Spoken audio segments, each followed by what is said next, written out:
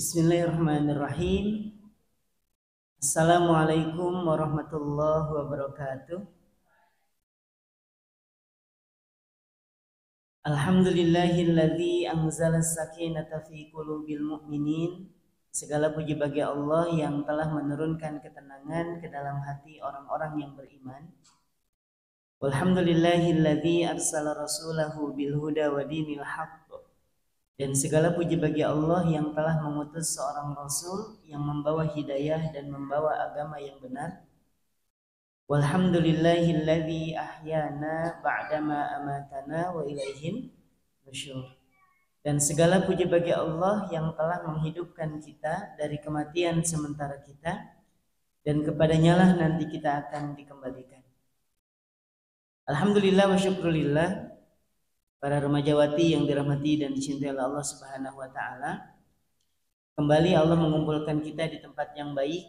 Mudah-mudahan perkumpulan kita pada pagi menjelang siang hari ini menjadi wasilah kebaikan buat kita, menjadi wasilah penggugur dari dosa-dosa kita, dan menjadi penambah kebaikan pahala kita semuanya. Amin ya rabbal alamin.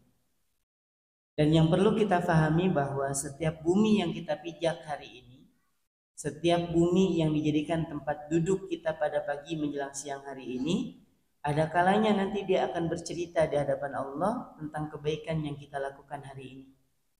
Sebagaimana yang sering saya sampaikan bahwa ketika suatu hari Nabi Shallallahu Alaihi Wasallam itu pernah membacakan penggalan dari surah Az-Zalzalah. Yauma idzin tuhadditsu akhbaraha.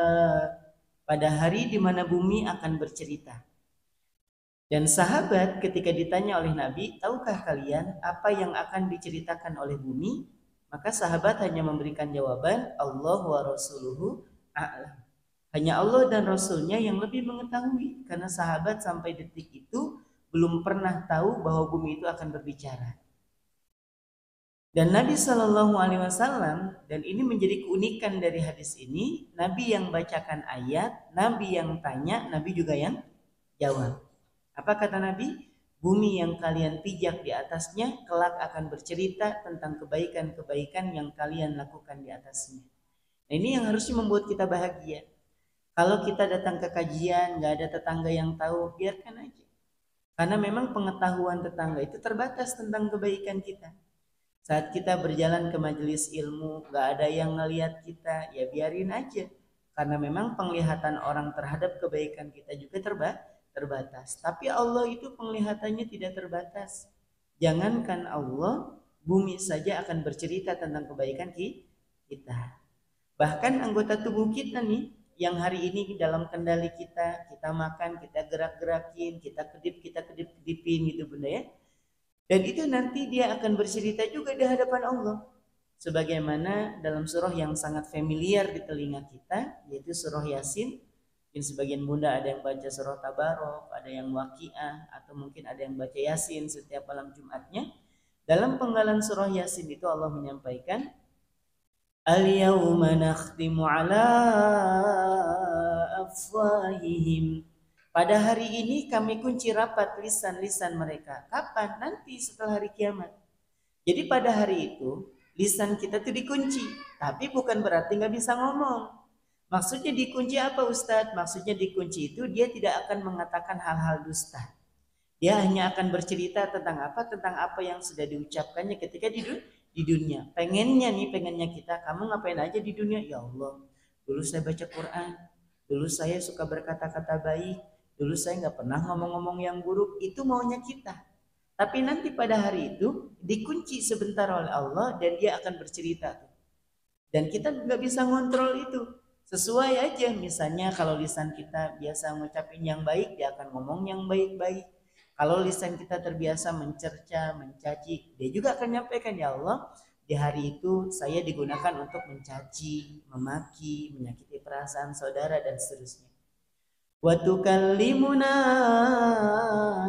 aydihim, dan kami memperkenankan kepada tangan-tangan mereka untuk berbicara kepada kami.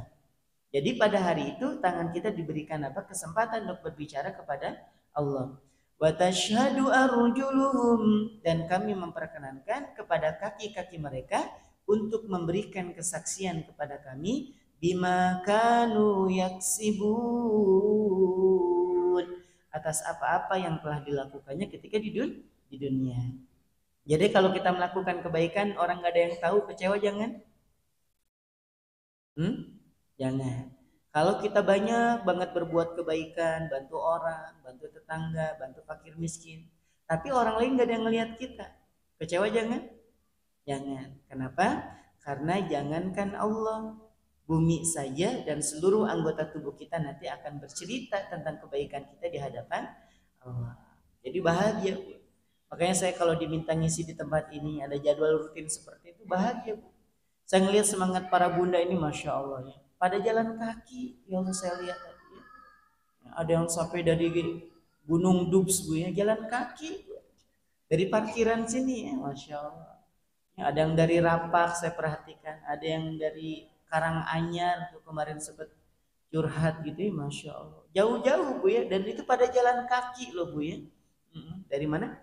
Dari parkiran. Gak mungkin bawa motor masuk-masuk sini, Bu ya. Nah, para bunda yang solihah yang dirahmati Allah, jadi harus semangat. Sudah buka? Oh belum ya, baru jam segini Ustaz ya. Jadi mohon maaf gak ada nasi kotak, Bu ya. Nanti nasi kotaknya beli sendiri-sendiri. Nah hari ini para bunda yang solihah, saya ngebayangin tadi paling yang hadir cuma 5 orang. Dan ini lagi Ramadan, Bu ya. Kalau Ramadan itu semuanya libur. Termasuk melayanin suami juga libur pokoknya. Ngantar anak libur, ya nyuci libur gitu, kecuali masak memang buat sahur, Bunda ya. Nah para bunda yang solihah ternyata yang hadir banyak. Ini masya Allah keren-keren ya. Nah hari ini kita akan bahas sebuah tema. Tema ini sama berkenaan dengan tazkiyatun nafs, supaya kita menjadi orang-orang yang bukan hanya baik akidahnya, bukan hanya sebatas lurus ibadahnya, kita juga pengen menjadi orang-orang yang baik akhlaknya. Dan itu adanya dalam kajian tazkiyatun nafs. Sama seperti ini Bunda. Kalau Bunda nanti di kajian fikih, itu hanya akan membahas pembatal-pembatal puasa. Tapi kalau dalam tazkiyatun nafs yang dibahas itu adalah pembatal-pembatal pahala puasa.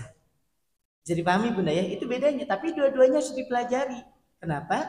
Karena ada orang nih kata Nabi, rubbas so'im, banyak orang yang berpuasa, laisa lahu min siyamihi, tapi dia tidak mendapatkan apa-apa dari puasanya, illal ju'i wal atos, kecuali rasa lapar dan haus. Ini bahasa kitanya nih. Secara hukum fikih udah sah puasanya karena dia nggak makan, dia nggak minum. Tapi ditinjau dari sisi yang lain dia nggak dapat apa-apa. Cuman dapat apa? Rasa lapar dan haus. Nah kita pengen menjadi orang-orang yang masuk Ramadan, puasanya dipandang sah dalam kajian fikih, pahalanya juga berlimpah di sisi Allah. Gitu Bunda ya. Nah hari ini kita belajar tentang satu tema, berbahagialah dan bersedihlah. Sebenarnya temanya ada lanjutannya tuh Bunda ya, tapi kayaknya dipotong sama yang bikin flyer ya. Jadi temanya itu berbahagialah dan bersedihlah. Kenapa? Karena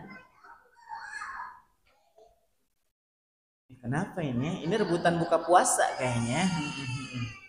Tenang, baik kita lanjutkan ya. Jadi temanya itu dilanjutkan Bu. Karena cintanya sederas hujan, ya, karena cintanya sederas hujan, namun kita lebih memilih untuk berteduh. Nah, ini temanya biar agak-agak puitis sedikit. Karena saya lihat soalnya yang hadir masih muda-muda ya, masih 25-30 soalnya ya.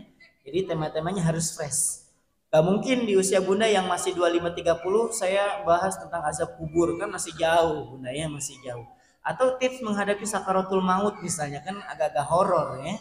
Kayaknya kurang pas aja kalau disampaikan di usia-usia 25-30 kayak gini. Jadi tema kita apa? Berbahagialah dan bersedihlah. Karena cintanya sederas hujan, namun kita lebih memilih untuk berteduh. Apa yang dimaksudkan dengan tema ini? Saya akan memulainya dulu dengan satu hadis Nabi Shallallahu Alaihi Wasallam, dan nanti Bunda boleh nanti di searching hadis arba'in keempat. Nah, gitu. Tulis aja Bunda boleh. Hadis arba'in keempat. Nanti Bunda buka di HP-nya, nanti searching aja di Google-nya itu hadis arba'in keempat. Tentang apa Ustadz? Itu tentang proses penciptaan manusia dan akhir dari kesudahannya. Jadi tentang proses penciptaan manusia dan akhir dari kesudahannya. Ini merupakan muqaddimah untuk tema kita hari ini. Nabi SAW bersabda, Inna ahadakum la yajma'u khalquhu fi batni ummihi arba'ina yauman nutfah. Sungguh kata Nabi, setiap kalian itu diciptakan oleh Allah dalam rahim-rahim ibu-ibu kalian itu 40 hari yang pertama dalam keadaan nutfah. Apa itu nutfah? Nutfah itu sperma yang menggumpal.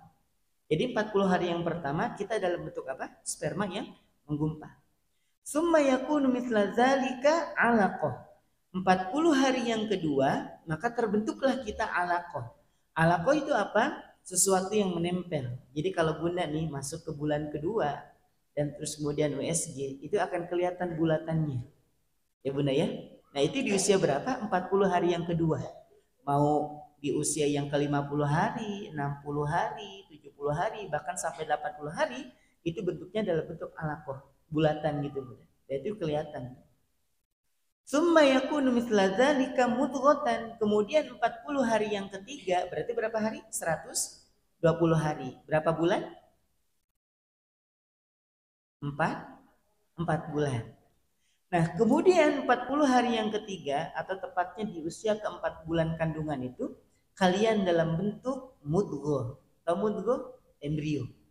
Jadi bayi yang sudah ada kepalanya, sudah ada kedua tangannya, sudah ada kedua kakinya, sudah sempurna. Tapi masih ada ekornya gitu ya. Masih ada apa? Ekornya. Masih ada sampai sekarang? Coba cek dulu. Udah nggak ada, ya. Jadi tulang ekor. Ya, benar itu jadi tulang apa? Tulang ekor. Nah, jadi bokong tuh di situ. Nah, waktu kita dalam keadaan mudghah kata Nabi, wa yursalul malak, Allah mengutus satu malaikat. Untuk apa? Fayanfukhu fihi ruh, lalu kemudian ditiupkan ruh ke dalam janin tadi, Bu. Makanya kita mengenal ada istilah 4 bulanan. Ada di sini masih? Ada. Tetangga kita juga ada, Ustaz. Kemarin saya diundang 4 bulanan, datang jangan datang. Kalaupun ternyata Ustaz itu kan nggak ada di zaman Nabi. Kalaupun ternyata Bunda memilih untuk tidak datang, jangan mencela ya Bunda ya. Karena boleh jadi, dulu pun saya sama. Jangankan acara 4 bulanan, yasinan saya nggak pernah datang. Dulu banget waktu awal-awal kuliah gitu kan, merasa ilmu paling tinggi, merasa paling jauh belajarnya, pulang itu Masya Allah, jangankan yasinan, acara kematian saya nggak pernah datang. Bosan tentang Deris, kenapa? Dia nggak bakal datang kalau mau diundang, segitunya. Nah termasuk halnya dengan 4 bulanan, dulu nggak tahu ilmunya, pokoknya nggak boleh. Ternyata, kenapa orang-orang itu tidak mengadakan acara 1 bulanan, 2 bulanan, 3 bulanan? Harusnya kan ganjil-ganjil Bun ya. Bulan pertama, bulan ketiga, bulan ketujuh, bulan ke-9 gitu. Tapi ternyata yang dipilih 4 bulan. Ternyata ada filosofinya. Dan Nabi pernah menyebutkan akan hal ini, 40 hari yang ketiga, ini masa-masa genting. Kenapa dikatakan masa genting? Karena di 40 hari yang ketiga atau masuk ke 4 bulan ini, disitulah Allah berkehendak untuk meniupkan ruh atau tidak. Jadi pahami Bunda ya? Kalau ternyata ada orang nih, saya punya kawan, istrinya itu dokter spesialis anak. Dokter spesialis anak, kurang paham apa masalah kesuburan, masalah gaya dalam berhubungan badan, masalah vitamin dan sebagainya, terapi, paham, namanya juga dokter. Dokternya dokter spesialis anak, tapi belum Allah titipi keturunan, masuk usia yang ke-5. Kemudian nge-share di grup, mohon maaf, mohon izin dan mohon doanya. Kenapa kami akan melakukan ikhtiar untuk melakukan operasi bayi tabung. Boleh nggak Bun bayi tabung? Boleh, selama spermanya murni dari pasangan yang sah dan ovumnya juga dari istri yang sah. Itu boleh Bu. Jadi kalau spermanya dari suaminya, ovumnya dari istrinya, kemudian dikeluarkan oleh dokter dengan pengetahuannya, dimasukkan ke dalam tabung, disatukan. Ya benar, itu boleh. Yang nggak boleh itu asli Jawa, kemudian melakukan operasi bayi tabung di Singapura kalau nggak salah, pulang-pulang pas melahirkan anaknya bule. Ya memang sih bapaknya pale, ibunya bule, tapi anaknya nggak ikut bule juga kali gitu ya. Dan anaknya berubah nih, matanya biru. Nah ini yang nggak boleh Bunda. Ini nggak boleh karena memang bukan dari apa, bukan, jangan-jangan ovumnya bukan dari istrinya atau mungkin spermanya bukan dari suami. Itu enggak boleh. Yang boleh itu tadi gambarannya. Kemudian disatukan. Beberapa hari kemudian ada yang nge-share lagi di grup, alhamdulillah proses penyatuan ovum dengan spermanya berhasil. Bahagia betul kami, bahagia betul. Kami doakan yang baik-baik. Kalau sudah berhasil disatukan, dimasukkan lagi ke dalam rahim. 1 bulan, 2 bulan terus berkembang. Sampai di usia ke-4 bulan, nge-share lagi di grup innalillahi wa inna ilaihi rajiun. Kenapa? Allah nampaknya belum berkenan untuk menitipkan kami anak keturunan. Jadi dokter itu bisa menyatukan? Bisa. Tapi bisa nggak dokter ngasih nyawa? Nggak bisa. Makanya 4 bulan itu adalah masa-masa genting. Wajar kalau tetangga bunda nanti ngundang bunda. Tujuannya sederhana. Bukan ngada-ngada masalah ritual ibadah. Minta doa dari kita. Mudah-mudahan Allah berkenan meniupkan ruh. Mudah-mudahan perkembangan janinnya juga sempurna sampai dia lahir. Coba, kalau kita datang ke acara orang 4 bulanan nih Bunda ya, mereka minta apa dari kita? Minta doa aja. Bunda datang gak usah bawa apa-apa juga mereka seneng betul tuh datang kita ke rumahnya doain yang baik-baik, habis itu makan-makan. Bisa dipahami Bunda ya. Tapi kalau Ustaz saya emang nggak mau datang ya silakan aja. Kalaupun memang nggak mau datang, tetap doakan yang baik-baik untuk tetangganya. Bisa dipahami Bunda ya. Nah di 4 bulan ini, masa genting ini kemudian Allah tiupkan ruh. Terus setelah itu apa? Wa yu'maru bi arba'i kalimat, Allah menyuruh kepada malaikat ini untuk mencatatkan baginya 4 hal. Apa saja? Bikat birizkihi, tolong catatkan untuknya rezekinya. Jadi jauh sebelum kita lahir ke dunia, Allah sudah menetapkan rezeki untuk kita. Jadi nggak usah khawatir Bu. Yang hari ini anaknya 3, 4, 5, 6, 7, 12, 20 gitu ya. Nah, tenang. Karena mereka tidak mengambil sedikit pun jatah rezeki yang Allah tetapkan untuk kita. Dia lahir dengan membawa catatan rezekinya masing-masing. Bisa dipahami Bunda ya? Baik. Dan kenapa catatan rezeki ini pertama kali dihadirkan oleh Allah? Karena ada salah satu kebiasaan Arab Jahiliyah, sekalipun tidak semuanya ya, jangan digambarkan Arab Jahiliyah itu semuanya rusak, enggak juga. Jadi ada salah satu kebiasaan mereka, kalau sudah punya 5 anak, mau laki mau perempuan, anak yang ke-6 itu nasibnya tragis. Tapi tidak setiap orang Bunda ya, tidak semuanya. Nasib anak yang ke-6 itu kalau nggak dimatikan, dia dikasihkan ke orang. Jadi kebayang nggak Bunda masih dalam keadaan sakit baru melahirkan tuh anak ditawar-tawarin Bu depan pintu. Kamu dari mana? Dari Syam. Mau anak gak? Mau, bawa aja. Dibawa. Ya Allah. Itu nasib anak yang keberapa? Yang ke-6. Alasannya apa? Takut miskin.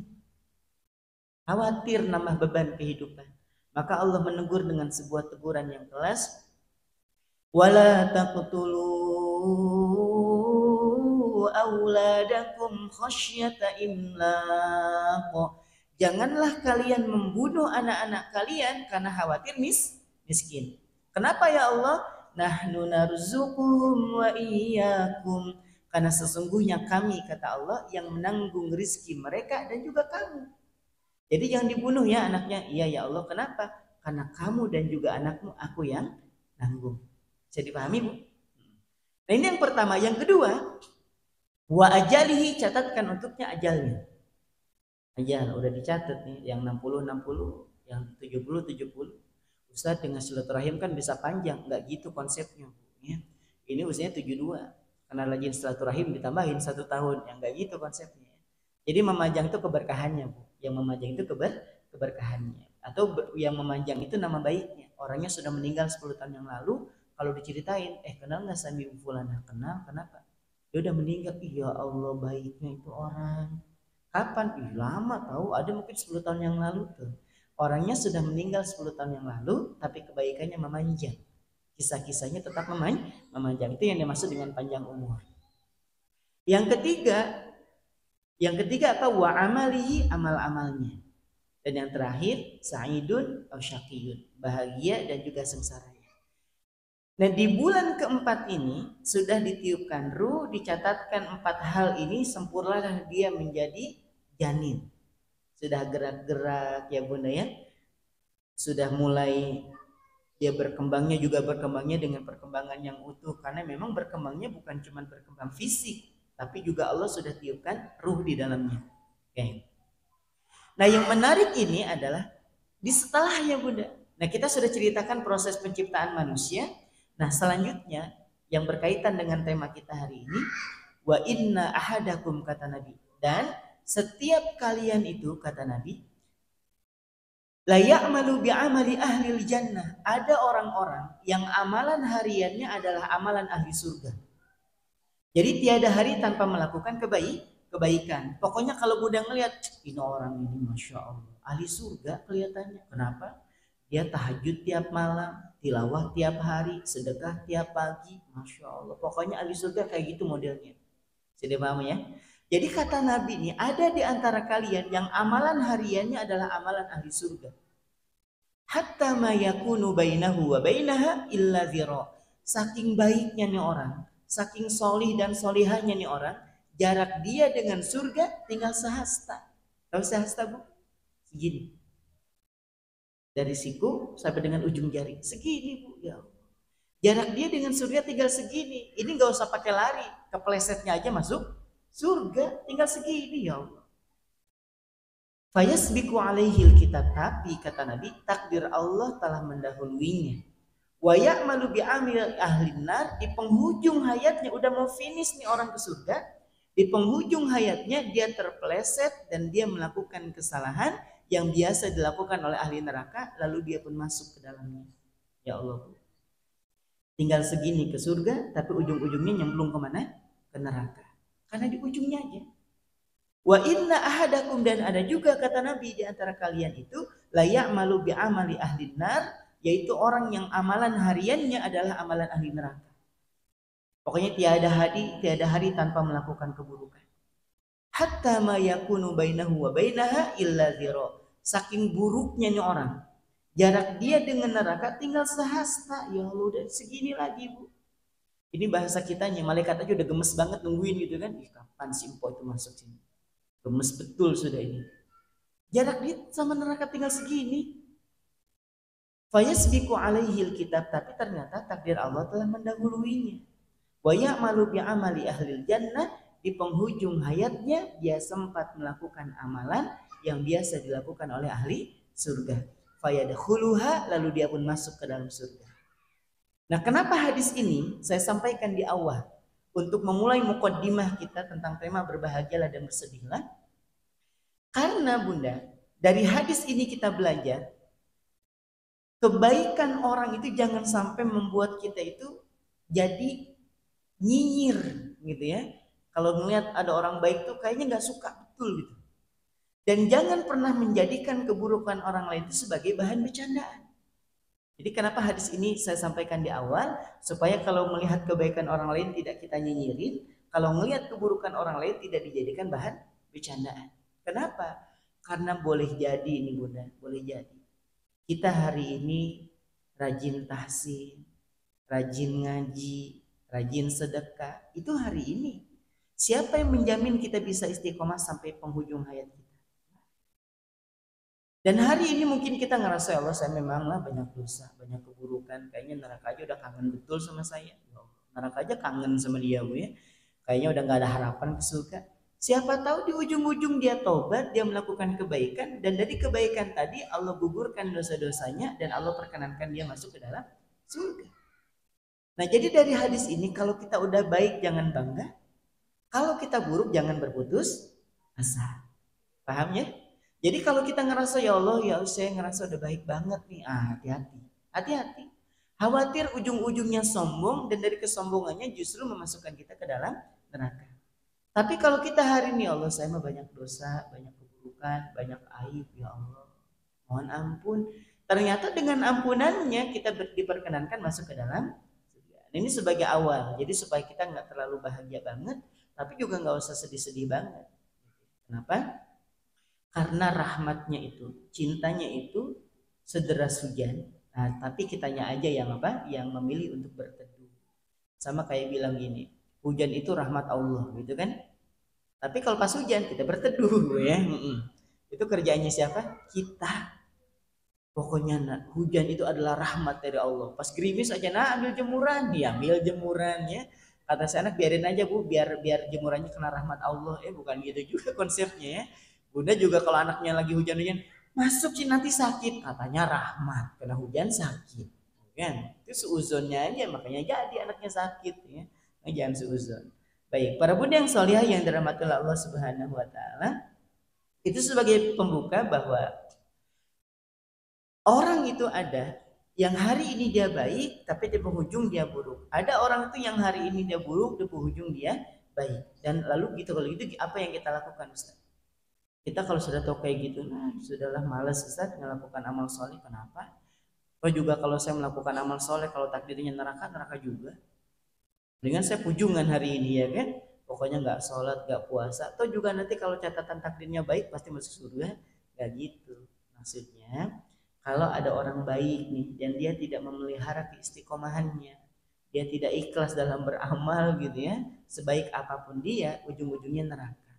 Tapi ada orang yang buruk banget, tapi dia sadar dia sedang melakukan keburukan. Dia sadar banyak salah, banyak dosanya, di penghujung hayatnya dia pengen bertobat. Dia melakukan kebaikan di penghujung hayatnya. Nah, orang seperti ini kemungkinannya masuk surga. Kita lanjutkan. Dan kita sadar betul bahwa kalau kita hari ini, Bunda ya, nggak baik-baik amat sebenarnya, Bunda ya. Atau nggak, kalau misalnya buruk juga nggak buruk-buruk amat kan ya. Kita tadi ngelihatnya ada orang yang baik ujungnya neraka, ada orang yang buruk ujungnya surga. Nah sekarang posisi kita di mana? Kalau kita bilang Ustaz kayak saya kayaknya baik tapi nggak baik-baik amat. Saya ini buruk Ustaz tapi kayaknya nggak buruk-buruk amat gitu Bu ya. Nah maka apa yang harus kita lakukan? Kita mulai belajar untuk apa? Untuk bisa bersyukur dulu nih. Ya Allah, alhamdulillah hari ini masih dimudahkan untuk melakukan kebaikan. Tapi kalau ternyata kita ngerasa kita hari ini buruk, maka minta ya Allah hari ini saya buruk betul, tapi ya Allah hamba mohon ampunan dari Engkau. Jadi pahami ya? Nah seperti itu. Karena kan kita ini kadang sebagian kita ada majelis taklim ada, majelis gibahnya juga ada. Ya. Jadi kalau habis selesai majelis taklim, majelis gibah. Selesai majelis gibah, majelis tilawah. Habis majelis tilawah, majelis gosip.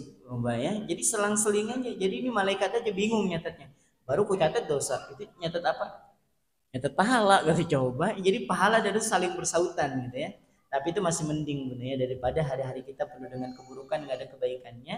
Nah, mudah-mudahan dari kebaikan tadi Allah berkenan menghapuskan kesalahan-kesalahan kita ya Bu ya.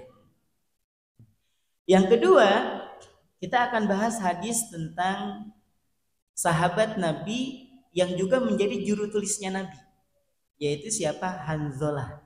Siapa? Hanzalah. Hadis ini diriwayatkan oleh Imam Muslim.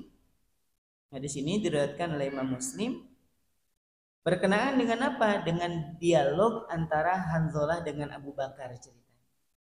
Jadi ceritanya Hanzalah itu pada hari itu nampak murung wajahnya. Kemudian datanglah Abu Bakar menyapa dengan sapaan Assalamualaikum ya Hanzalah. Semoga keselamatan terlimpah untukmu. Ini sunnah Bunda ya, kalau ketemu orang ucapkan apa? Salam. Ini ketemu orang lama nggak ketemu, ditepak Bunda gitu. Pak, ini masih hidup. Coba. Kemarin katanya sakit. Iya, dikirain lewat sudah. Coba ya Allah Bu. Itu orang habis ketemu ibu sakit lagi tuh. Lanjut namanya 7 hari ya. Jangan, salam dulu. Kemudian tanya kabar. Abu Bakar juga sama. Assalamualaikum ya Hanzalah. Udah dijawab nih, bagaimana keadaanmu hari ini? Apa jawaban Hanzalah? Celaka Hanzalah ini. Celaka. Terus celaka. Kenapa celaka wahai Abu Bakar Hanzalah ini? Kenapa? Dijawab sama Hanzalah. Sungguh Hanzalah ini telah jatuh ke dalam kemunafikan. Bu, dalam hadis ini Abu Bakar sampai mengatakan apa? Subhanallah. Subhanallah. Jadi kadang kita ini kan melihat sesuatu yang baik tuh subhanallah gitu pokoknya ya. Ternyata penerapan subhanallah itu untuk sesuatu yang memang kita nggak suka sebenarnya. Untuk melihat sesuatu yang bertentangan dengan maunya kita, itu ucapkan subhanallah. Ketika Hanzalah bilang sungguh aku telah jatuh ke dalam kemunafikan, Abu Bakar saking kagetnya bilang apa? Subhanallah, apa yang kau katakan itu? Kenapa Abu Bakar sampai kaget? Karena kata munafik adalah kata yang tabu di zaman sahabat itu untuk diucapkan. Kenapa? Sahabat itu tahu bahwa munafik itu dengan orang kafir itu nanti sekelas nanti di neraka Bunda. Sesungguhnya orang-orang kafir dan orang-orang munafik itu nanti berada di neraka jahanam. Karena mereka tahu bahwa orang munafik itu kelak akan berada bareng-bareng sama orang-orang kafir. Ketika disebutkan kata munafik itu langsung kaget. Beda sama sekarang. Sekarang itu kata munafik itu mudah banget diucapin. Munafik. Misalnya nih kita lagi misalnya ketemu sama orang yang lagi gibah, lagi ngomongin keburukan orang, kita bilang sudah-sudahnya. Apa sih munafik betul jadi orang tuh? Kita nggak mau gibah dibilang apa? Munafik. Kita mau pergi taraweh, kok mau kemana? Taraweh, kok diskon 80%, cuman malam ini. Nah kan, sudah nanti kan bisa besok. Munafik. Tuh kan, kita mau taraweh, mengabaikan diskon yang 80%, dibilang apa? Munafik. Padahal di zaman Nabi itu kata munafik itu kata yang tabu untuk diucapkan. Kata Abu Bakar, kenapa wahai Handollah sampai kau mengatakan seperti itu? Gini Abu Bakar, kalau aku berkumpul dengan Nabi, bertemu dengan Nabi, dan Nabi bercerita tentang keindahan surga, aku bisa tersenyum. Karena seolah-olah gambaran surga itu nyata di hadapanku. Dan ketika Nabi bercerita tentang kengerian neraka, aku juga menangis. Karena seolah-olah gambaran neraka juga ada jelas di hadapanku. Tapi ketika aku pulang, wahai Abu Bakar, aku kembali kepada keluarga, aku senda gurau, aku makan, aku minum, aku tidur, gitu kan, bercandaan lagi dengan keluarga. Dan seolah-olah gambaran surga dan neraka itu udah nggak ada. Jadi kalau sama Nabi gambaran surga dan neraka itu jelas, tapi kalau udah pulang gambaran surga dan neraka itu seolah-olah udah nggak ada. Ya, makanya aku munafik wahai Abu Bakar. Kata Abu Bakar, kalau gambaran munafik itu kayak gitu, ya Abu Bakar juga sama. Aku kalau sama Nabi gitu juga keadaannya, tapi kalau sampai rumah, Abu Bakar bercanda nggak? Bercanda. Abu Bakar tidur nggak? Tidur. Sama gini Bu, gambarannya kayak kita. Ikut muhasabah. Ingat dosa-dosa kita di masa lalu. Pas lagi muhasabah. Ya Allah, nanti malam mau tahajud. Pas lagi muhasabah. Karena muhasabahnya pagi jam 9. Pulang acara muhasabah, malam jadi tahajud. Kayaknya nggak yakin Bu ya. Udah ngidupin alarm Ustaz jam 3, bangun. Untuk apa? Mematikan alarm. Kalau Ustaz tahu sama kita Bu, ya sama. Bisa dipahami ya Bunda ya. Nah para Bunda yang solihah yang dirahmati Allah. Jadi gambaran munafik itu segitunya menurut Handollah. Kalau gitu wahai Handollah kita adukan aja ke Nabi. Diaduin ke Nabi, ya Rasulullah. Diceritain dari awal sampai akhir, Nabi senyum. Nabi senyum nih ketika mendengarkan gambaran munafik oleh siapa? Handollah tadi, dan Abu Bakar juga membenarkan akan hal itu. Nabi senyum. Apa kata Nabi? Wallazi nafsi biyadih. Demi zat yang jiwaku berada dalam genggamannya. Artinya apa? Demi Allah, kata Nabi. Berarti kalau demi Allah ini Nabi serius betul ngomongnya ya. Demi Allah. Idlau tadumuna ala ma takununa inni wa fi dzikri, sekiranya keadaan kalian itu sama persis saat kalian bersama-sama dengan aku. Jadi saat kalian di rumah sama keadaannya seperti saat bersama-sama dengan aku, yang diingat itu cuma surga, neraka, azab kubur gitu kan. Surga, neraka, azab kubur gitu aja. Di rumah juga gitu Bu. Diajak makan, Bun makan, ya Allah, astagfirullah, astagfirullah. Bu, ayo Bu, ini udah lama nih nggak main. Astagfirullah, astagfirullah, astagfirullah. Ya Allah. Diajak makan enak, ayah ingat hisab kita di akhirat itu berat, nggak jadi makan lah, nggak jadi. Diajak bercandaan sama anak, ayah, bunda kita mainan. Nah, dunia itu cuma senda gurau, akhirat itu selama-lamanya. Ya Allah, itu saya yakin anak itu besok kabur dia, minggat dari rumah. Nah kata Nabi, sekiranya keadaan kalian itu sama seperti saat kalian bersama-sama denganku, la sofahatkumul malaikah, malaikat akan turun menyalami kalian. Selamat jadi malaikat. Jadi apa? Malaikat. Jadi kalau ibu punya tetangga yang hidupnya lurus, masjid rumah, masjid rumah, masjid rumah, dan nggak pernah noleh pas disapa, jangan-jangan bukan orang, tapi malaikat. Ibu ya. Nggak ada yang kayak gitu. Dan Nabi bahkan menyampaikan, sekiranya kamu seperti itu, wahai Abu Bakar, wahai Hanzalah, malaikat berbondong-bondong turun menyalami kalian, selamat jadi malaikat, ala furushikum wa fi turukikum, di atas dipan-dipan tempat tidur kalian dan di jalan-jalan.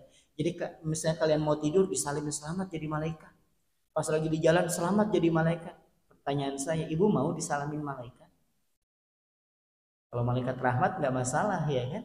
Selamat sebentar dulu nih. Ini malaikat apa? Israel, nggak jadi gitu ya. Disalamin malaikat Israel, kelar lah kita ini. Ya kan? Walakin ya Hanzalah, akan tetapi wahai Hanzalah, sa'atan wa sa'atan, sedikit-sedikit. Kenapa? Karena manusia itu, para bunda yang solihah, berdiri di antara dua kutub yang ekstrim. Ini manusia di tengah-tengah. Satu, kutubnya malaikat yang flat dengan ketaatan, lurus aja dia. Allah bilang sujud, sujud. Sampai kapan? Sampai Allah memerintahkan dia untuk bangkit. Ada yang kata Allah turun ke bumi, turun nah dia. Sampai kapan? Sampai Allah menyuruh dia untuk naik. Ada yang tugasnya untuk menyiksa orang-orang di alam kubur. Tugasnya apa? Ya nyiksa. Ada nggak istilah kenal kasihan sama orang? Nggak ada. Malaikat itu siapa? Malaikat itu adalah makhluk Allah yang la ya'sunallaha ma amarahum wa yaf'aluna ma yu'marun. Malaikat itu adalah makhluk Allah yang tidak pernah bermaksiat sekalipun dan selalu mengerjakan apa yang Allah perintahkan. Dan malaikat tuh nggak baperan, ya kayak kita. Kita dibikinkan status sama tetangga aja ngerasa kita, ya kan? Ini buat saya ini. Padahal bukan buat kita sebenarnya, buat orang. Kita ini baperan. Sekiranya malaikat baperan, ya Allah, hancur dunia ini. Ini belum waktunya dicabut nih. Dicabut sama malaikat Israel. Kenapa dicabut? Nggak sholat duhur katanya, coba. Itu kenapa dicabut setengah? Coba bayangin bu, nyawanya dicabut setengah bu, hidup enggak, mati enggak? Anu pas kajian gosip. Nah, ini contoh lah, contoh ya kan. Jadi malaikat baper tuh nggak ada. Jadi lurus-lurus aja hidupnya. Kebayang nggak kalau malaikat itu baper? Yang parah itu kalau sampai malaikat Israfil itu baperan. Coba malaikat Israfil tugasnya apa? Meniup sangkakala. Pertanyaan saya, itu sangkakala udah ditiup belum? Udah pernah dicek sound belum? Sekiranya malaikat Israfil cek sound aja, ini cek sound aja, gak usah pakai ditiup, dicek sound, hambur balik papan kita nih bu ya. Kenapa ditiup? Cek sound aja sebentar katanya, coba.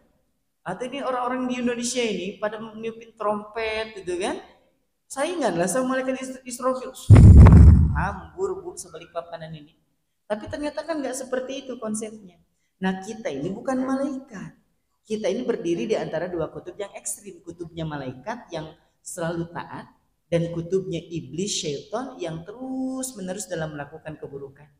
Di bahasa kitanya ini istiqomah dalam keburukan bu.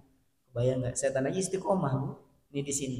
Nah kita di tengah. Kadang kayak malaikat, kadang juga kayak, nah, bukan saya bilang bu ya, ibu yang bilang.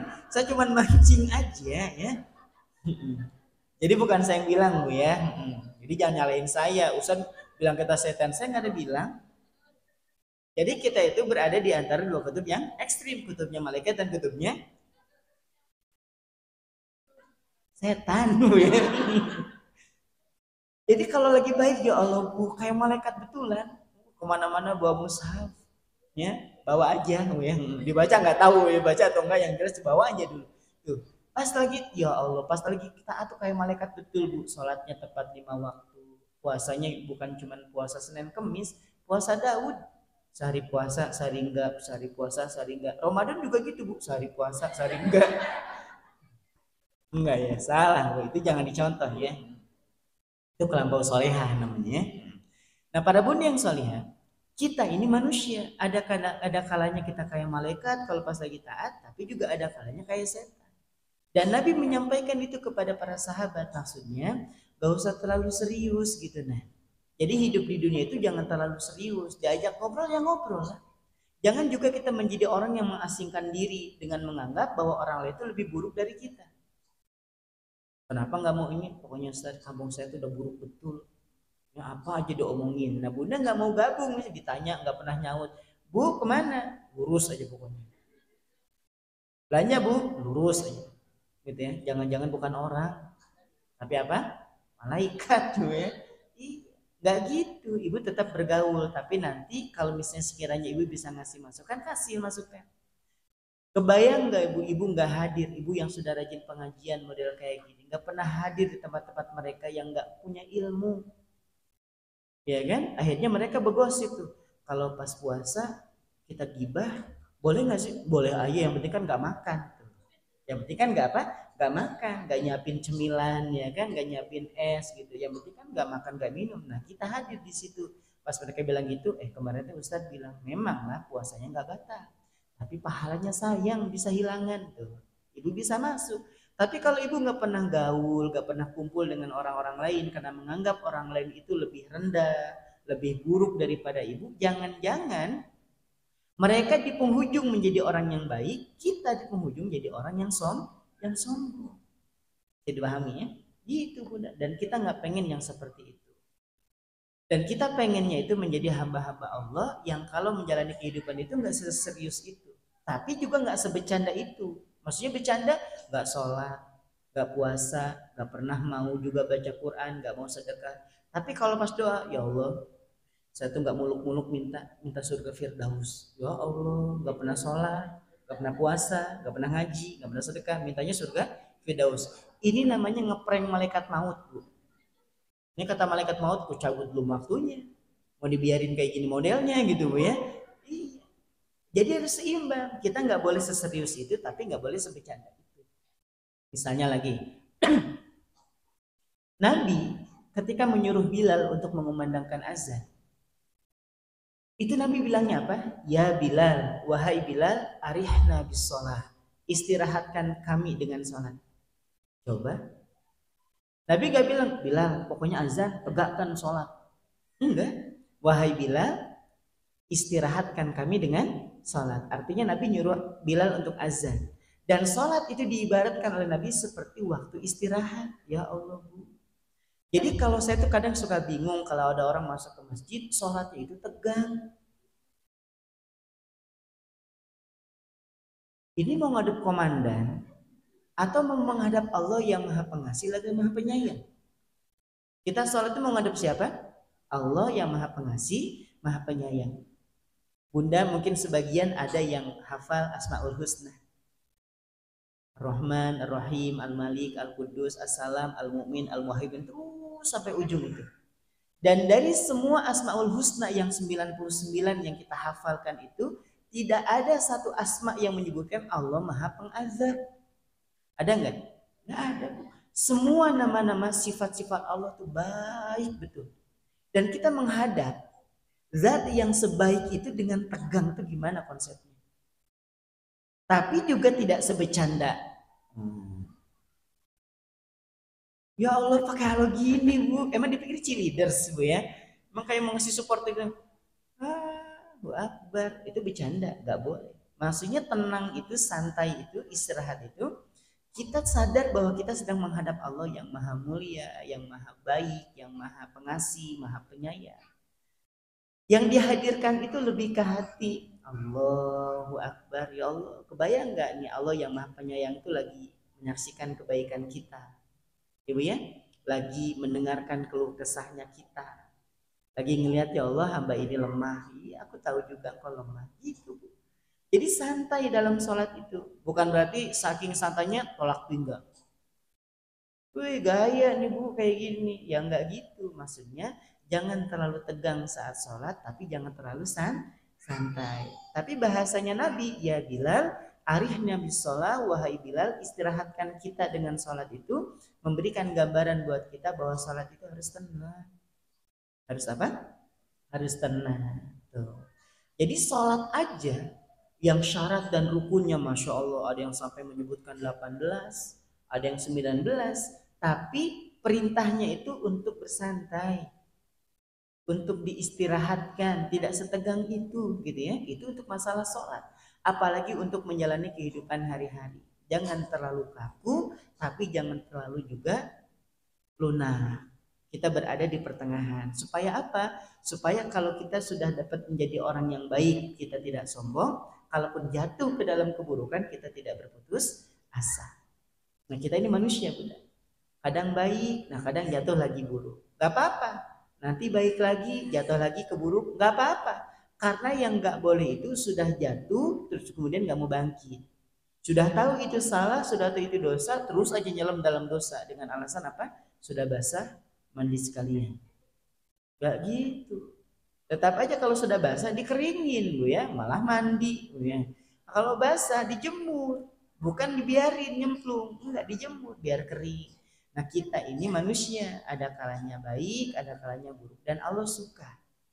Saya ulangi, kalau ada seorang hamba jatuh melakukan keburukan dan dia tobat lagi dan Allah lebih suka dengan yang seperti itu. Dan hadis ini masyhur. Allah menyampaikan dalam hadis qudsi, sekiranya kalian tidak bermaksiat, tidak melakukan dosa kepadaku, tidak ada lagi yang melakukan keburukan, maka akan kubinasakan kalian dan akan aku ganti dengan satu makhluk yang dia berbuat dosa lalu kemudian dia bertobat. Paham? Jadi kalau kita udah nggak ada yang lagi melakukan dosa, dibinasakan sama Allah. Allah akan ciptakan satu makhluk yang dia melakukan dosa tapi dia bertobat. Suatu hari ada datang kepada Nabi SAW, ya Rasulullah, aku punya saudara, dia melakukan dosa besar. Terus kalau dia tobat diterima nggak sama Allah? Diterima. Balik. Besoknya datang lagi, ya Rasulullah, dia melakukan dosa besar lagi. Kalau dia tobat lagi diterima nggak? Diterima. Balik lagi. Nah besoknya untuk kali yang ketiga ditanyakan lagi, wahai Rasul, saudaraku itu melakukan dosa besar lagi. Dan kalau dia tobat, apakah tobatnya akan diterima lagi? Dan Nabi tetap menyampaikan, Allah akan tetap menerima tobatnya. Saking penasaran sahabat ditanya, sampai kapan wahai Rasul Allah akan tetap mengampuni dosa-dosanya? Dan Nabi sampai hari ini kita masih dengar hadisnya ini. Allah akan terus memberikan ampunan kepada dia tanpa bosan sampai si hamba tadi merasa bosan dalam memohon ampunan. Allahnya nggak bosan, Allahnya tidak bosan. Terus aja diampuni, jatuh lagi diampuni, jatuh lagi tobat diampuni. Dengan catatan dosanya tidak direncanakan. Ya Allah, tadi saya nggak sholat duhur, ya Allah, maafkan saya ya Allah. Tapi kayaknya besok juga enggak ya Allah. Nah, ini nih yang Allah nggak suka. Tapi kalau dia jatuh karena mungkin keadaan, Bunda kan tahu, Bunda ada orang tuh yang baru belajar sholat, ya Bu ya. Dia bukan baru masuk Islam, bukan, dia udah Islam dari lama, cuma lama nggak sholat, ikut mulai pengajian, sudah mulai rajin tuh sholatnya. Buat orang seperti ini untuk istiqomah sholat tuh luar biasa. Akhirnya dia nggak sholat ceritanya karena mungkin terlalu asyik ngobrol dengan temannya. Malam dia taubat, ya Allah, saya sadar tadi saya nggak sholat duhur, saya tahu itu dosa ya Allah maafkan saya, besok saya sholat. Allah ampuni nggak kira-kira? Diampuni. Maka nanti pulang dari sini, Bunda kalau pas lagi santai-santai di rumah, nanti buka puasa, bukaan udah disediakan ya Bu ya. Nah Bunda buka HP-nya, searching nanti dicari di mesin pencariannya hadis arba'in ke-42. Kalau tadi hadis ke berapa? Keempat. Sekarang ke berapa? 42. Nanti Bunda buat baca-baca di rumah. Betapa luasnya rahmat dan kasih sayang Allah itu Bunda akan temukan di situ. Dari sahabat Anas bin Malik, hadis ini diriwayatkan oleh Imam Tirmizi, ya, hadis ke-42 atau hadis yang terakhir. Baik, para bunda yang solihah, kita lanjutkan. Supaya hidup kita tidak terlalu tegang, gitu ya, supaya tidak terlalu tegang, maka kita ingat nih, Allah saja nih Allah, dalam menyibak keburukan manusia itu tidak pernah menyebutkan namanya. Termasuk Nabi SAW, dan kita menemukan hadis-hadis Nabi ketika bercerita tentang keburukan manusia itu tidak pernah disebutkan namanya. Kita bahas ya Bu satu-satu nih. Bunda kenal Fir'aun? Kenal di mana Bu? Iya di Google. Baca saat, nah tahu mungkin ya. Kalau kenal enggak ya, belum kenalan ya. Nah, mau kenalan sama Fir'aun? Enggak ya. Tapi tahu ya, sering dengar kisah Fir'aun ya. Coba perhatikan. Fir'aun tuh kurang apa Bu? Dosanya itu melambung tinggi. Ini bahasa kitanya nih. Nyawa orang tuh ada di dia dalam tanda kutip. Dia nggak suka sama orang, bunuh dibunuh. Kata Fir'aun nih, ini nggak usah dibunuh, ini bebas, dibebasin. Jadi kalau dia lagi nggak mood nih, gabutnya dia bunuh orang. Gabut Bu, bayangin ya.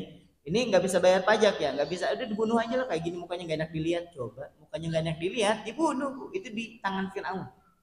Oke.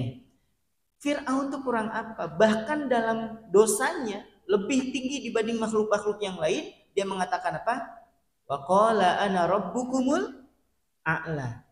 Aku adalah Tuhan kalian yang paling tinggi itu. Sekelas Fir'aun, derajatnya bukan lagi ngebunuh, tapi sudah ngaku sebagai Tuhan. Pertanyaan saya, Fir'aun itu nama orang atau gelar? Gelar. Namanya bukan Fir'aun. Ada nggak namanya? Nama aslinya Fir'aun dalam Al-Quran? Ada? Nggak ada. Ditulis oleh Allah gelarnya saja. Faroh tuh, kalau Faroh dalam bahasa Mesir kuno itu yang artinya Firaun dalam bahasa Arab, itu gelar untuk seorang raja. Jadi seburuk-buruknya Firaun tidak ditulis namanya sama Allah di dalam Al-Quran. Allah tahu nggak nama aslinya? Tahu. Tapi ditulis nggak dalam Al-Quran? Enggak. Contoh yang kedua, kisah Nabi Nuh alaihissalam. Ketika Nabi Nuh alaihissalam diperintahkan oleh Allah untuk membuat kapal. Kapal itu sudah jadi dan Allah memerintahkan Nabi Nuh untuk menyelamatkan sebagian kaum yang sudah beriman kepada Allah dan juga beberapa keluarganya yang memang beriman kepada Allah untuk naik kemana? Ke kapal. Oke. Setelah itu ada yang nggak ikut. Siapa? Anaknya. Siapa namanya? Siapa anak Nabi Nuh? Kan'an. Ada Kan'an dalam Quran? Nggak ada. Yang ada Allah hanya menggambarkan peristiwa itu. Allah Subhanahu wa taala menyampaikan ketika menggambarkan dialog antara Nabi Nuh dengan anaknya. Ya bunayyarkam ma'ana, wahai anakku, naik sama ayah nih. Ini naik sama ayah. Ya Allah, Bu. Itu air sudah naik, sudah sampai ke lutut, orang-orang sudah pada lari ya. Dan Nabi Nuh ngelihat anaknya lari-lari, Bu. Wahai anakku, sini nak, naik sama ayah ke kapal. Apakah anaknya? Enggak ayah, enggak mau. Sa'awi ila jabali ya'simuni minal ma. Aku akan naik ke bukit yang lebih tinggi yang bisa menyelamatkan aku dari air. Ya Allah, si anak lebih percaya kepada bukit yang dia adalah benda mati dibanding ayahnya yang seorang nabi. Coba. Tapi disebutkan enggak nama anaknya? Enggak. Cuma disebutkan sebagai wahai anakku, anaknya Nabi Nuh. Tuh, seburuk-buruknya orang tidak diletakkan di situ. Contoh yang ketiga, Abu Lahab. Abu Lahab itu namanya bukan? Bukan. Tapi yang diabadikan oleh Allah, tabbat yada abi lahabin wa tab. Celakalah kedua tangan Abu Lahab. Apakah itu namanya? Jadi seburuk-buruknya orang ketika dikisahkan di dalam Al-Quran itu nggak dituliskan namanya. Jadi kita harus bahagia, Bu, nggak usah tegang. Jadi Allah itu tahu buruknya kita. Tapi kalau kita melakukan kebaikan Allah sendiri yang akan menyampaikan ke seluruh makhluk yang ada di sekitarannya itu bahwa nih hambaku lagi melakukan kebaikan, si hamba ini lagi silaturahim, si hamba ini lagi berkumpul di majelis ini. Tapi kalau ada hamba Allah yang melakukan keburukan, Allah nggak sebut-sebut nama kita. Enggak disebut. Itu saking baiknya Allah. Satu lagi deh contoh dalam Al-Quran. Kenal Nabi Yusuf? Nah ini boleh kalau kenal, Bu ya. Kalau Firaun agak ngeri juga, Bu ya. Kalau Nabi Yusuf kenal ya kisahnya ya. Nah, Nabi yang tampannya ya kurang lebih lah sama suaminya Bunda ya. Kurang lebih gitu ya. Nah, tuh kan kurangnya suami saya nggak bilang gitu, Bu ya. Pokoknya kurang lebih. Jadi kalau Bunda ngebayangin gimana sih tampannya Nabi Yusuf? Nah seperti wajah suami Bunda saat Bunda lagi cinta-cintanya gitu ya. Kalau lagi sebel memang jelek, Bu ya. Tapi kalau pas lagi sayangnya memang ayah itu tertampan di muka bumi. Kalau pas lagi cinta, apalagi kalau pas dibeliin baju lebaran, ya. Mas ada maunya. Jangan terlalu jujur, Bunda ya. Baik. Ini contoh yang terakhir yang bisa kita ambil dalam Al-Quran itu contohnya kisah Nabi Yusuf alaihissalam. Kisah Nabi Yusuf. Ketika Allah menggambarkan Nabi Yusuf berada di satu kamar, ya Bu ya, atas jebakan itu, kemudian dikunci pintunya, ditutup gitu ya. Walaqad hammat bihi wa hamma biha. Adegan itu para Bunda, itu si wanita tadi berhasrat betul kepada Nabi Yusuf. Wa hamma biha, dan Nabi Yusuf pun berhasrat, tuh namanya juga ya Allah. Manusia normal, dia tampan, dia masih dalam keadaan prima-primanya, dikunci di satu kamar yang cuma berdua. Perasaan itu juga ada, Bu. tapi ketakwaan Nabi Yusuf lebih besar dibanding dengan hawa nafsunya. Pertanyaan saya, siapa perempuan yang dimaksud? Zulaikha. Ada dalam Quran? Gak ada, Bu. Cuma disebutkan apa? Wa qalat imra'atul ajiz. Dikisahkan tentang wanita istri dari seorang penguasa. Istri dari seorang penguasa. Gak disebutin namanya? Enggak. Dan ini pelajaran buat kita betapa Allah tuh sayang betul sama kita. Allah tuh gak dendam sama kita. 40 tahun yang lalu kita gak kenal jilbab. 40 tahun yang lalu kita gak kenal sholat, gak kenal puasa. Gak bakal disebut nama-nama ibu itu dengan sebutan nama-nama yang tercela. Tapi yang ada kita temukan dalam surah Az-Zumar ayat ke-53. Apa seruan Allah? Qul ya ibadiyalladzina asrafu ala anfusihim.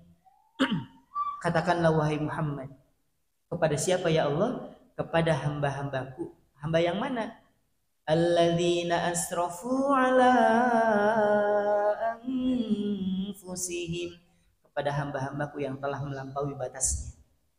Jadi kita nih, kalau ada yang sudah melampaui batas, tetap dipanggil oleh Allah dengan panggilan hamba. Hei kalian hamba-hambaku, kata Allah. Ya Allah, apakah engkau bermaksud mengazab? Enggak. Mau nakut-nakutin ya? Enggak. Mau apa ya Allah? La taqnatu mir rahmatillah.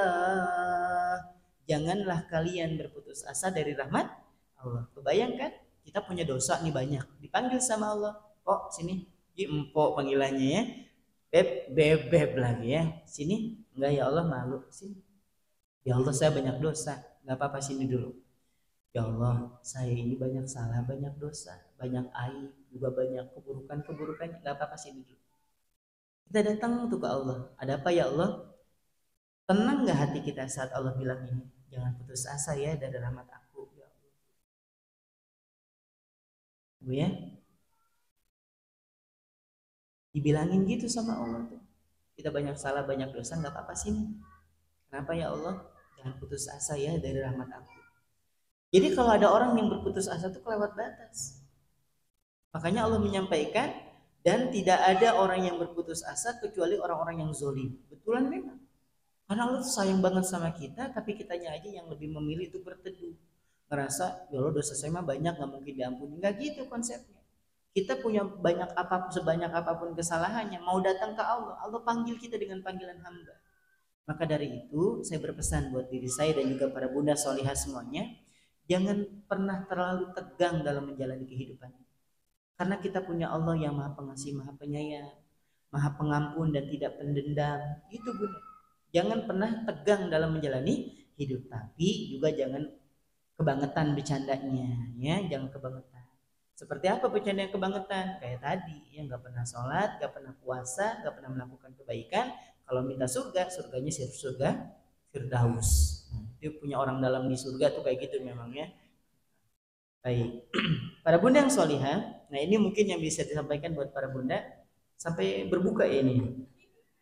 Jam 6 berarti ya. Silahkan kalau ada yang mau ditanyakan dipersilahkan. Kalau memang sudah ada kertas silahkan. Kalau mau ngomong juga boleh. Yang penting jangan dikirim lewat pos aja ya, kelamaan ya. Silakan. Saya kembalikan dulu ke MC. Wassalamualaikum warahmatullahi wabarakatuh.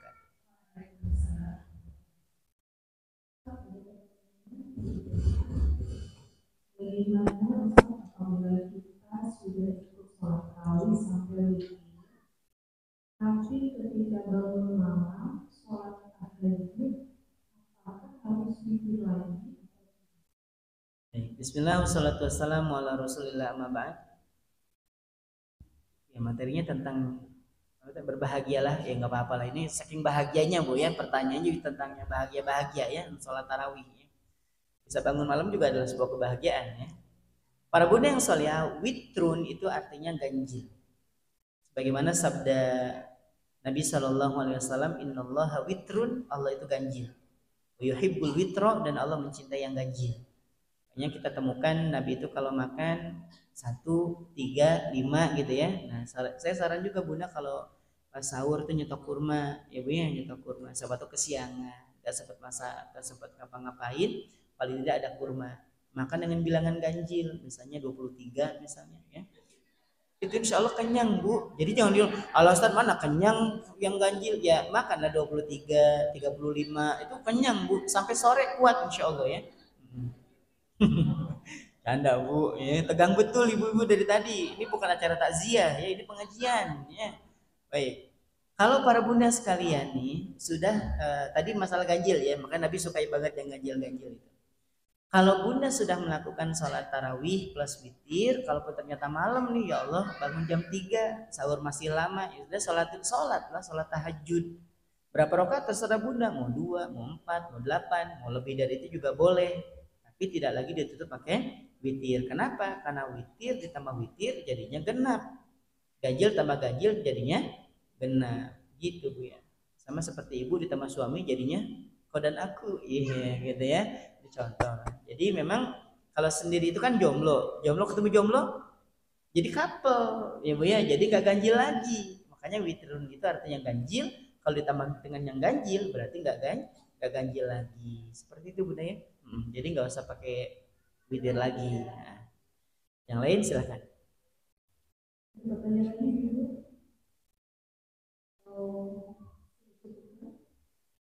Bu, mumpung masih lama bukanya Bu. Biasa MC-nya mau nanya biasanya nih ya. Silahkan Bun. Kalau ada, kalau nggak ada nggak usah dipaksakan. Seperti perasaan kita kan nggak bisa dipaksakan. Ya. Silahkan Bu.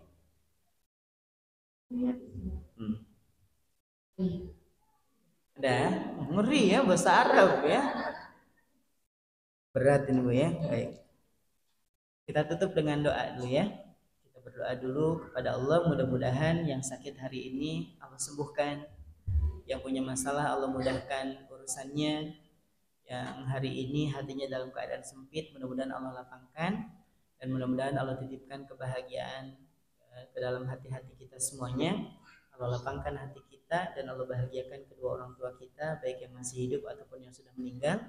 Allah titipi kita anak-anak yang soleh dan solehah, dan mudah-mudahan kebaikan kita memanjang sampai nanti akhir Ramadan dan keluar dari Ramadan menjadi orang-orang yang bertakwa. Ala hadhihi niyyah wa ala kulli niyatin salihah. Al-Fatihah. A'udzu billahi minasy syaithanir rajim. Bismillahirrahmanirrahim. Alhamdulillahi rabbil alamin. Ar-Rahmanir Rahim. Maliki yaumiddin. Iyyaka na'budu wa iyyaka nasta'in. Ihdinas siratal mustaqim. Siratal ladzina an'amta 'alaihim ghairil maghdubi 'alaihim waladdallin. Amin. Allahumma salli wa sallim ala nabiyyina Muhammadin fil awwalin wal akhirin. وبارك وسلم ورضي الله تعالى عن كل صحابة رسول الله أجمعين. حمد الشاكرين حمد الناعمين حمدا يوافي نعمه ويكافئ مزيده. يا ربنا لك الحمد كما ينبغي لجلال وجهك الكريم وعظيم سلطانك. ربنا أوزعنا نشكر نعمتك التي أنعمت علينا وعلى والدينا وأن نعمل صالحا ترضاه وأدخلنا برحمتك في عبادك الصالحين. ربنا هب لنا من أزواجنا وذرياتنا قرة أعين واجعلنا للمتقين إماما. اللهم انصر إخواننا المسلمين في فلسطين. اللهم انصر إخواننا المسلمين المستضعفين في فلسطين. اللهم انصر إخواننا المسلمين المجاهدين في فلسطين في كل مكان وفي كل زمان يا أرحم الراحمين. ربنا آتنا في الدنيا حسنة وفي الآخرة حسنة وقنا عذاب النار بفضلك سبحان ربك رب العزة عما يصفون وسلام على المرسلين والحمد لله رب العالمين. أقول قولي هذا. Assalamualaikum warahmatullahi wabarakatuh.